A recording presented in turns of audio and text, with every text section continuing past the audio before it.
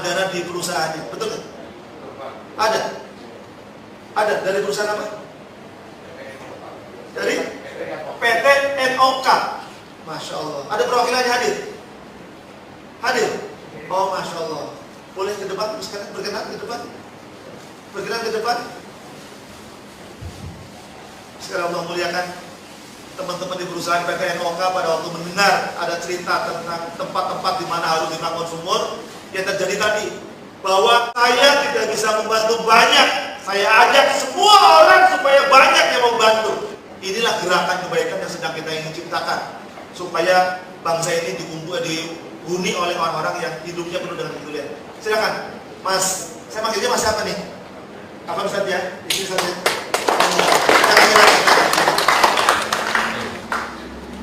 Ini dari Serikat PT NOK, Pak. Serikat PT NOK. Serikat Buruh PT NOK. Sekali Allah muliakan, sebelum saya berikan pada beliau, saya yakin betul beliau ingin Allah hadir di PT NOK. Saya ingin yang hadir adalah Allah dan para malaikatnya memberikan keberkahan kepada serikat pekerja di PT NOK. Dimulai dengan jumlah mungkin juga besar-besar setiap orang dikumpulkan. Masya Allah. Mohon disampaikan kira-kira apa yang akan disampaikan dari teman-teman serikat pekerja PT NOK pada siang hari ini. Silakan.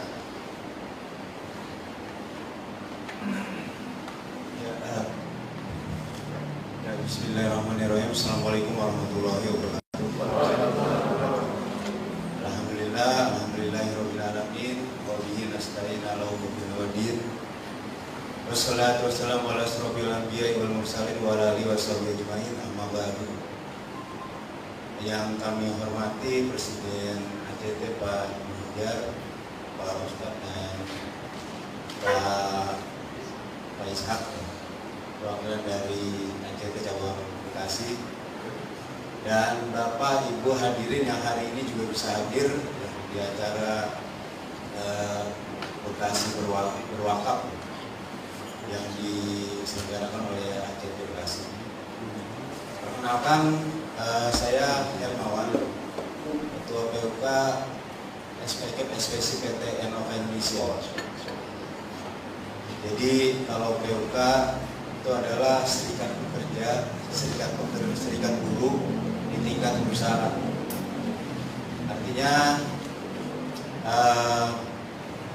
kami ini sebetulnya punya tanggung jawab besar ya, Bapak Ibu semua.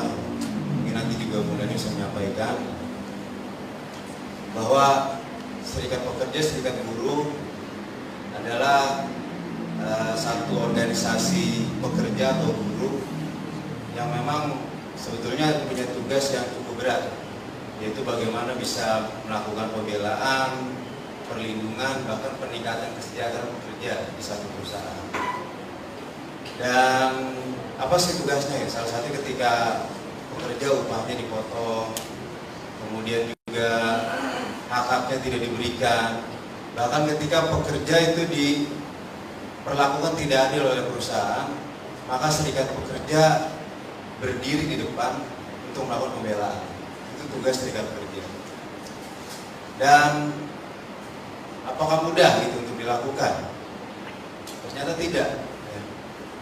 Karena perusahaan dan pekerja hubungannya adalah hubungan bisnis. Jadi kalau kita pahami, ketika kita bicara bisnis, ya bagaimana perusahaan akan mencari keuntungan sebesar-besarnya dan mengeluarkan kos kecil-kecilnya.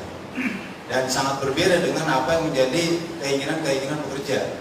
Bagaimana bekerja seringan-ringannya gitu, dan memperoleh kesejahteraan sebesar-besarnya. Dan disinilah terjadi kontra, terjadi friksi, yang kemudian ya kita di sana kadang-kadang terjadi persoalan. Dan persoalan-persoalan inilah yang kami rasa ini sulit untuk dilakukan. Dan tentunya beberapa hal yang kami lakukan, kadang-kadang memang kalau kita pahami, ya ini bukan hal yang mudah. Jadi kalau afiliasi kami selalu berpesan, tolong teman-teman serikat pekerja tingkatkan penguatan soliditas dan solidaritas. Dan setelah kami pahami secara mendalam dan menyeluruh, ternyata pemahaman terkait dengan soliditas dan solidaritas ini tidak boleh hanya terjadi di internal kami, tapi coba kami luaskan. Jadi bukan hanya di tingkat internal, bahkan di tingkat eksternal pun itu kami lakukan. Dengan tujuan apa? Dengan tujuan bahwa ketika kami memudahkan urusan orang lain, maka urusan-urusan kami di organisasi akan dipermudah. Jadi Dan orang ada yang protes pada waktu ada penggalangan dana untuk eksternal itu ada yang protes. ya, pertama sih mungkin tadi seperti disampaikan oleh Pak Alex seperti itu. Ya sebetulnya kalau manusia prinsipnya pasti sama. Tapi alhamdulillah dengan ketekatan kuat dari kawan-kawan di tingkat anggota yang dikoordinasikan oleh Pak Dandi, karena kan aksi lapangan juga dipegang oleh beliau, ya teman-teman mau menggalang dana.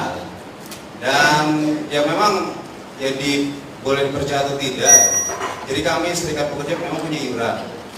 Tapi bicara iurannya itu kan memang dialokasikan untuk operasional organisasi. Tapi di samping itu kami juga melakukan penggalangan dana secara swadaya.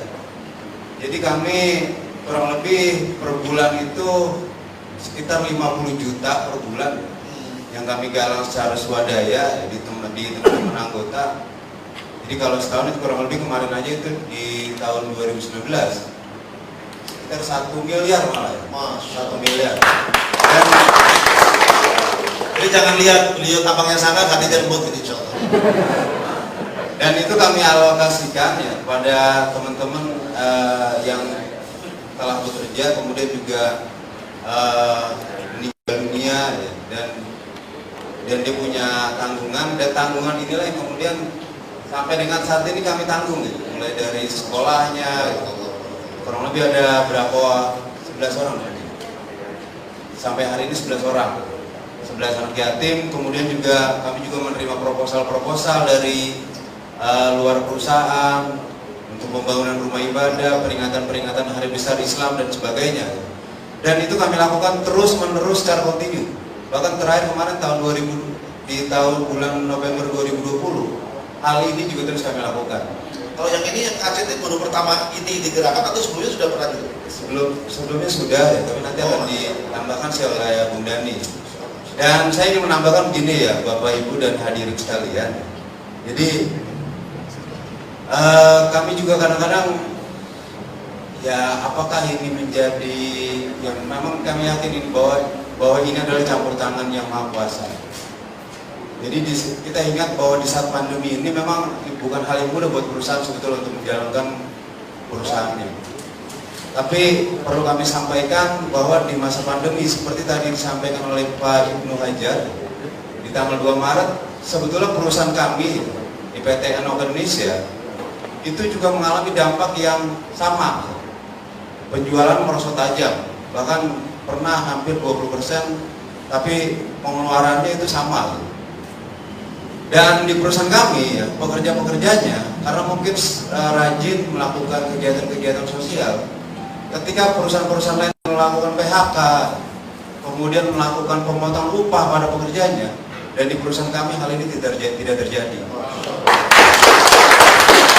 Bahkan kemarin juga bonus ya yang diberikan biasa di bulan Juli tahun 2020, perusahaan juga tetap memberikan.